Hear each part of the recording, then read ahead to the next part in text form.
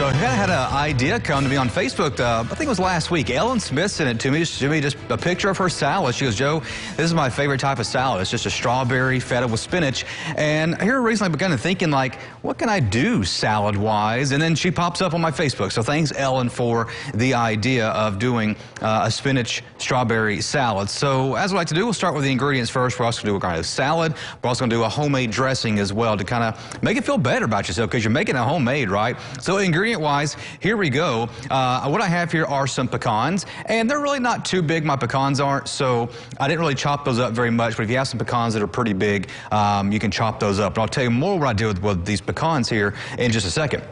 Then I have some red onion here. I'll tell you what I've done with that too to make it a little bit different for this salad. And of course, we're talking strawberries, right? So we do have here some very fresh strawberries. I cut off the tops there, the greenery, and then dice them up into small chunks there so you can kind of get a bite of a strawberry every time you take the salad with your fork there. And then I have some feta cheese that we're going to sprinkle on top. Then I have spinach leaves here. You can also do spinach with arugula. You can just do arugula if you want to. I'm not a big fan of iceberg lettuce, and quite honestly, I wouldn't recommend iceberg with this. I would go with some kind of romaine, a spinach, and arugula, a spring mix, something like that, just to kind of make it a little bit better. Not a big fan of spinach. Oh, excuse me, of iceberg. Now, the spinach leaves, when you buy them, they're most likely going to have the stems on them like you see right here. I don't like the stems on my spinach leaves. I take these off. I cut them off or you just prick them off because just think about it. If you've got a leaf this big with that kind of a stem attached to it, look how big that is right there. Don't like that. This kind of will get to the back of your throat, might even make you kind of cough or choke a little bit. So that's why I get rid of those and toss them off to the side. Now, as I mentioned, some of these spinach leaves are big. So what you can do is just take your spinach leaves. When you get all the stems out and you've got them saved up in your bowl there, just take your knife that you have here. I would go with a chef knife, a big blade. I mean, you can use any kind of knife you want to, but a chef knife's going to be a whole lot better. And all you have to do is just quickly give them a quick, rough chop, and that's all you're going to have to do. They're much smaller now. So then you just kind of go ahead and put that roughly chopped spinach or whatever leaf you decide to go with, put it inside your bowl. Now, I mentioned earlier that I did something different with the pecans. I roasted these pecans in my air fryer, did it about 350 for about close to 10 minutes. Just going to give you a whole different level of warm flavor versus them just being in the raw. So I did a little bit of toast there of my pecans. So just kind of sprinkle those on top of your salad. As many as you would like. I mean, there's no true recipe to this, if you will, when it comes to how much you want. You can bang bowls too if you want to. Make some noise.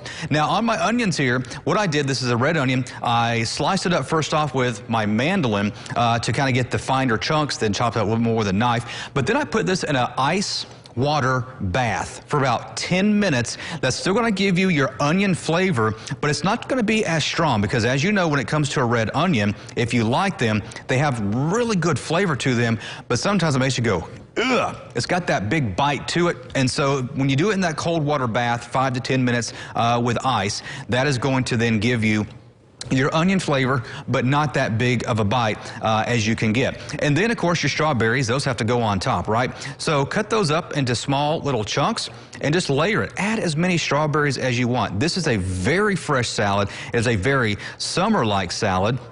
And, you know, the strawberries you see here right now on my table, I think I probably chopped up maybe about 10 strawberries. And so it really doesn't take much, especially when you're dicing them up into smaller chunks. And then you're going to add your feta cheese there on top. Just kind of give it a couple sprinkles to make it look even better. Oh, my goodness, that is so great. That looks absolutely wonderful. Now for your homemade dressing, I have all the ingredients here on top. So hopefully you got your notepad ready because this is going to be olive oil, poppy seeds, honey, balsamic vinegar, Dijon mustard, and then salt and pepper. And I'll try to get this online for you today with that particular recipe. And then just going to put it all into a bottle. And I've got a mixer here and give it a good shake every time you use it because, again, you're going to have the honey in there that's pretty thick. You're going to have the oil with the balsamic vinegar, so it's kind of going to separate. So before you use it, kind of get a container like this right here so that you can shake it. And then just give yourself a drizzle. Now, I do recommend being a tad on the sparse side when you do it at first, just to make sure that you've got enough on there that, you know, if you put too much, well, you really can't take it away. But once you're all said and done, put more leaves in there. We'll take those leaves out, covering up my goods there. There it is, your summer salad, strawberry summer salad, topped there with feta cheese. Ron's going to sample it out here coming up next.